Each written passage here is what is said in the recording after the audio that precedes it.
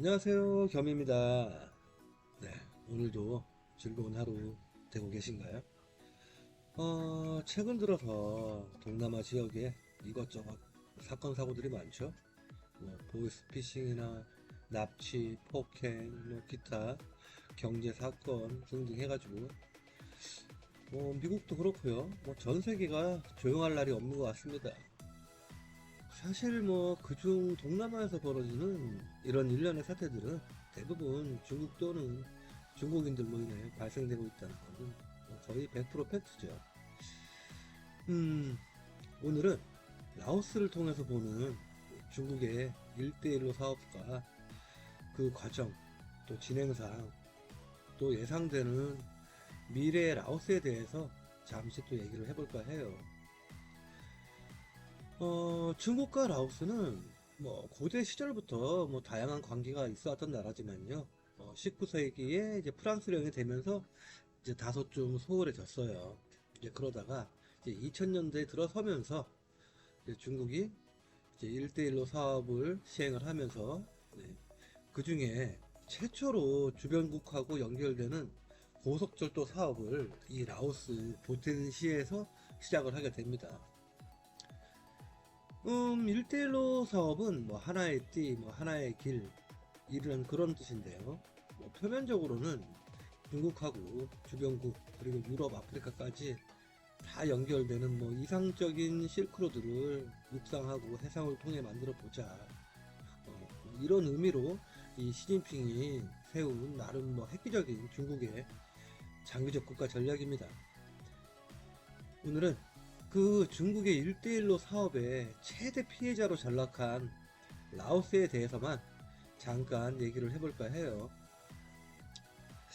현재 전 세계 언론들이 말하고 있는 라오스의 상태는 이렇습니다. 중국은 라오스 고속철도를 개발을 하면서 라오스 자체에 물류 이동하고 해외로의 수입 수출 등 라오스의 미래를 위한 투자라고 이제 라오스를 꼬시기 시작하죠. 네. 이제 그러면서 중국의 쿤밍에서 비엔티안까지 약 1000km의 고속철도 공사를 이제 시작하게 됩니다. 애초에 원조로 살아가는 라오스가 이런 철도 공사라는 지원을 받게 되면은 라오스 입장에서도 상당히 기대를 했을 거예요. 당장에 위안화가 들어오고 고속철도 공사를 하기 위해서는 관련 도로도 있어야 되고 건축이나 건설 주변 인프라가 함께 형성이 되는 대규모 공사니까요. 당연히 1대1로 사업으로 라오스 보텐시가 이제 개발이 시작되면서 라오스 정부는 그 전에 이제 친베트남 친태국에서 친중으로 노선이 전면적으로 변경되게 됩니다. 중국 정부의 로비로 라오스 지도층이나 지식인들이 또 친중으로 갈아탄 이유도 있고요. 그런데 이 부분에서 라오스가 간과한 부분이 있습니다. 라오스는 나름 라오스 입장에서 국가 자체의 개발을 기대를 했겠지만 이게 생각만큼 라오스에서 가져갈 수 있는 부가가치가 없었던 거예요. 중국의 입장에서도 사실 라오스는 경제적인 가치가 없습니다. 라오스 자체가 엄청난 자원이 있는 것도 아니고 원유가 터지는 산유국도 아닌데 왜 중국은 이 라오스에 이 7조가 넘는 돈을 쏟아부으면서 개발을 서두르게 된 걸까요? 라오스는 아시다시피 주 수출품이 대부분 후진국형인 임업하고 농산물이 전부예요. 일반적인 공공재도 생산이 안 되는 나라인데 그런 경제적인 후진국 그 자체인데 중국 입장에서는 굳이 라오스가 필요한 땅이 아니거든요. 그럼 왜 중국은 이 어마어마한 자본을 투자해서 이 라오스에 고속도로하고 고속철도 그리고 다양한 관광 인프라 등에 투자를 한 걸까요? 잠시 이 지도를 한번 볼게요. 사실 중국의 계획은 라오스를 교두보로 해서 태국, 캄보디아를 거쳐가지고 말레이시아, 싱가폴까지 경제적 식민지하고 군사적 요충지가 필요했던 겁니다. 또 그걸 만들기 위해서 진행 중이라고 보시는 게 타당할 거예요. 일례로 캄보디아 시아누쿠비를 이제 겸임을 3년 전에 들어가 봤었거든요. 근데 이미 그것도 중국 자본으로 거의 뭐 중국 소도시가 돼 있었어요. 뭐 도시 자체가 뭐 카지노하고 뭐 고급 호텔, 아파트 단지 이런 걸로 다 채워져 있고요. 캄보디아 그 수도인 프놈펜 아시죠? 네, 프놈펜과 또 해상 무역의 전초 기지가 될 이 시아누쿠비를 연결하는 고속도로 또한 중국 자본으로 지금 개통이 돼 있고요. 또 시아누쿠빌에 중국의 해군기지가 건설되어 있다는 얘기도 있습니다. 중국하고 가장 가깝고 해안선이 붙어있는 베트남의 경우는 베트남 자체로도 뭐 굳이 경제 성장률이 높고 중국에 손 내밀지 않아도 뭐 자체적으로 막 돌아가고 있는 상태이고 뭐 사실 어느 정도 경제적인 부분은 중국하고 협력을 하고 있다지만 또 우리의 상상 이상으로 베트남의 반중 정서가 크거든요.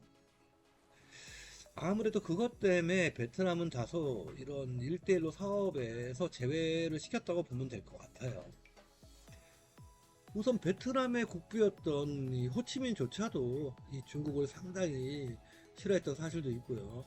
또 1979년 2월에 발생했던 제3차 인도차이나 반도 전쟁 있죠? 네, 중국하고 베트남 전쟁. 뭐 그 이후에 뭐 서로가 골이 더 깊어진 이유도 있을 겁니다. 아마도 베트남이 친중 국가였다면은 중국의 동남아 식민지화는 훨씬 더 빨라졌을 거라는 그런 의견도 있어요. 뭐 그런저런 이유로 가까운 베트남을 배제하고 굳이 내륙에 갇혀 있는 이 라오스를 선택해서 1대1로 사업을 스타트를 하게 됩니다. 물론 뭐 중국의 생각대로 순탄하게 돌아가지만은 않았어요.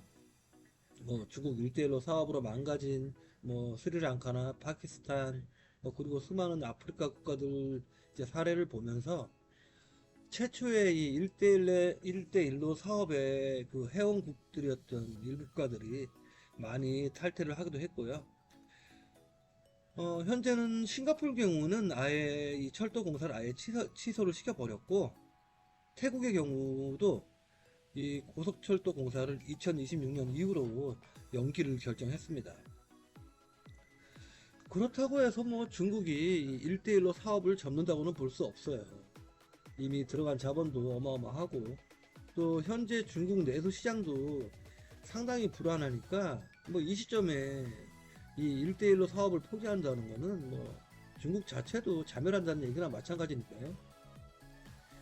자, 다시 라오스로 돌아와서 일단 중국의 라오스 식민화 정책의 시작은 보텐시에서 시작됩니다. 이곳을 기점으로 비엔티안까지 고속철도 공사가 시행되면서 이 보텐시는 경제특구로 지정되고 최고의 성수기를 맞게 됩니다. 여기서부터 이미 중국은 라오스 개발에는 1도 관심이 없다는 증거들이 슬슬 나오게 되는데요. 이 고속철도 개발에 중국과 라오스가 7대3으로 투자를 하게 돼요. 7대3. 그러니까 중국이 70%, 라오스는 뭐 30% 지분을 갖고 이제 2016년 공사를 시작합니다. 그리고 2021년에 우리가 알다시피 개통을 하게 되죠. 총 8조 원 정도 들어가는 공사 비용 중에 6.5조를 중국이 내고 나머지 1.5조는 라오스가 투자하는 그런 계획이었어요. 근데 사실 애초에 돈이 없는 라오스는 이 30%마저도 중국의 차관을 받습니다. 결과적으로는 뭐 100% 중국 자본이 된 거죠. 이 철도공사 자체는. 또 계약 조항에는 중국이 50년간의 운영권을 가지고 있고 50년이 지난 이후에 라오스에 무상 반납한다는 조건인데 뭐 현재 매년 뭐 이자도 제대로 갚지 못하는 라오스 입장에서 과연 50년 후에 저 운영권을 제대로 돌려받을 수나 있을까요? 저는 그냥 다 뺏긴다고 생각을 합니다. 어쩌면 그 전에 중국이 합병이나 안 되면 다행이죠. 또 이 고속철도 공사의 시행에도 문제가 있었습니다. 중국은 라오스 고속철도를 공사를 하면서 대부분의 인력은 육로를 통해서 자국의 그 윈난성에서 중국인 노동자들을 다 데려와서 모두 투입을 시켰고요. 그 소모되는 자재 또한 중국 본토에서 다 들어왔습니다.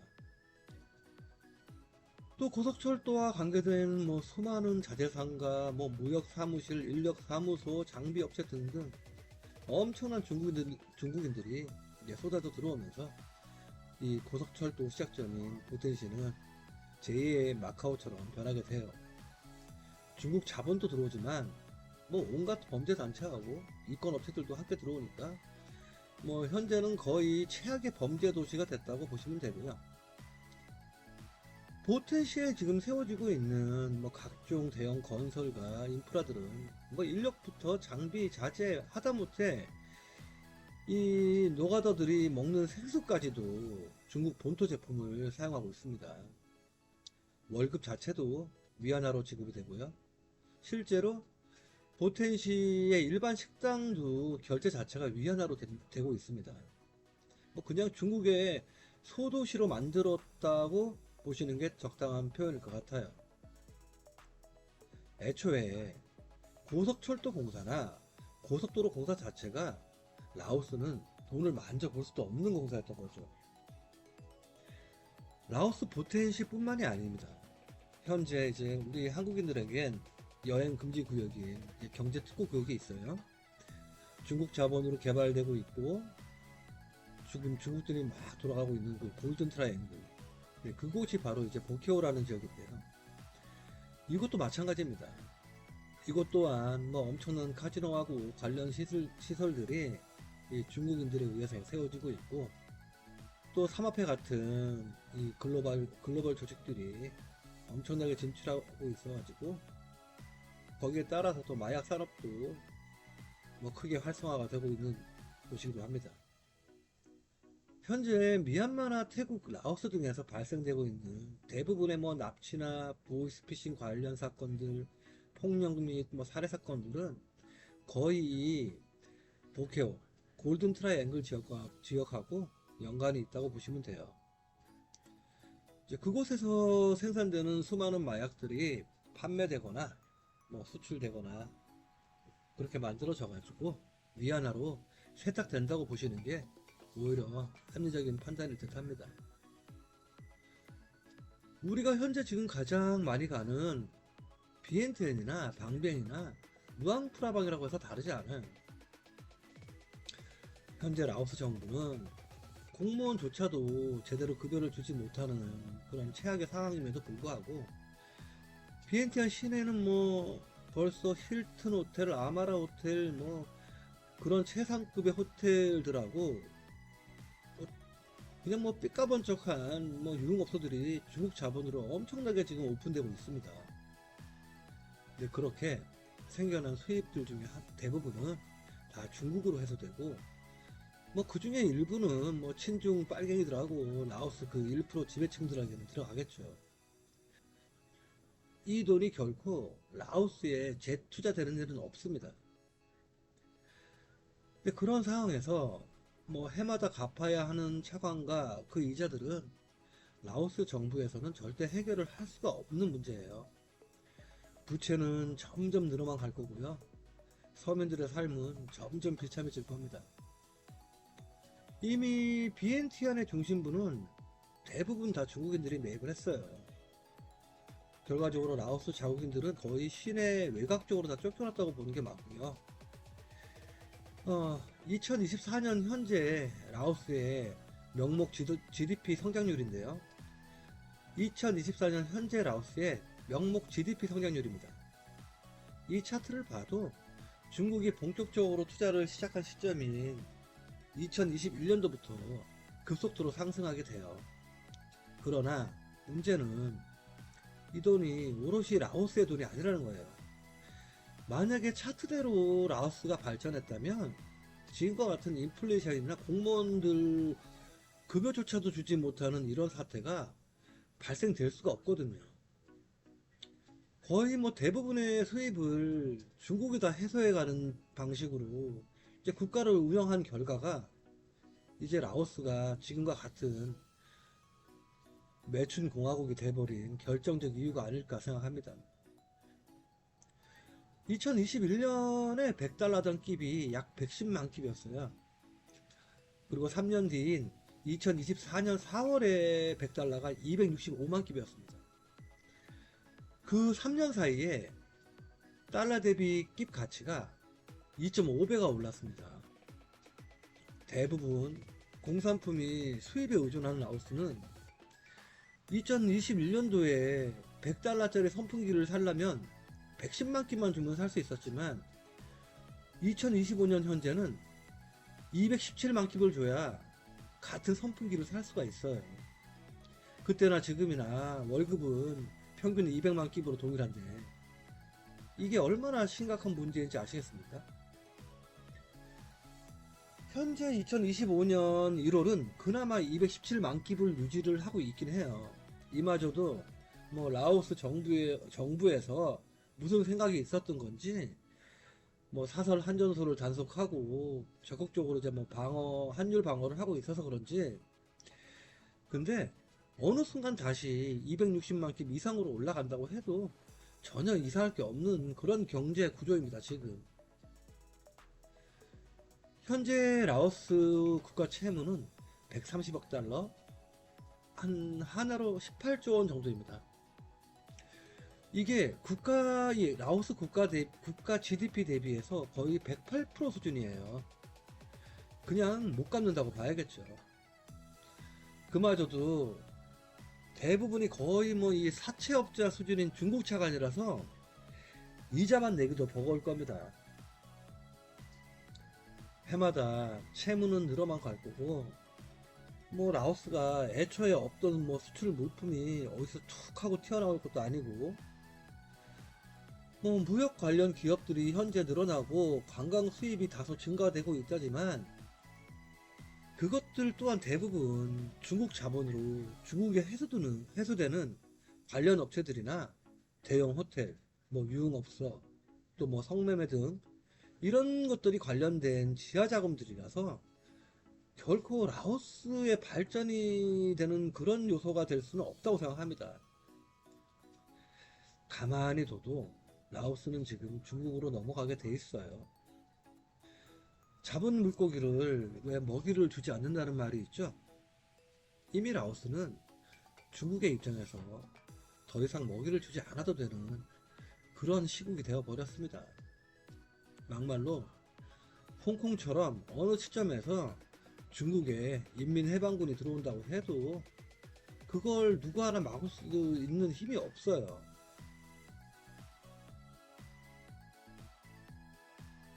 서두에도 말씀드렸지만 중국은 라오스에 큰 관심이 없습니다. 인구 700만 밖에 안 되고 또 거기에 자원도 없고 뭐 그런 라오스가 무슨 매력이 있겠습니까? 하다못해 뭐 손기술이 뛰어나거나 뭐 머리가 좋아서 IT 인력으로 뭐 쓸 인재들이 많은 것도 아니고요. 단지 노예처럼 부리면서 향후에 태국이나 캄보디아, 뭐 베트남, 말레이시아 등 좀 더 큰 시장과 군사적 요충지를 독점하기 위한 교두보로 사용할 뿐이라는 거죠. 라오스가 필리핀처럼 되든 스리랑카처럼 되든 중국은 관심이 없다는 얘기예요. 애초에 아마도 투자 대비 본전해서도 어렵다고 봤을 거예요. 라오스인들이 과연 순진하거나 순수하다고 볼 수 있을까요? 요즘 이 시점에서 겸이가 라오스인들을 평가하자면 얘들은 그냥 멍청한 겁니다. 뭐 쿠데타라도 하고 민주화 운동이라도 하는 미얀마는 라오스에 비하면 그나마 깨어있고 나라가 돌아간다고 봐야 될 거예요. 절대 라오스는 변하지 않을 겁니다.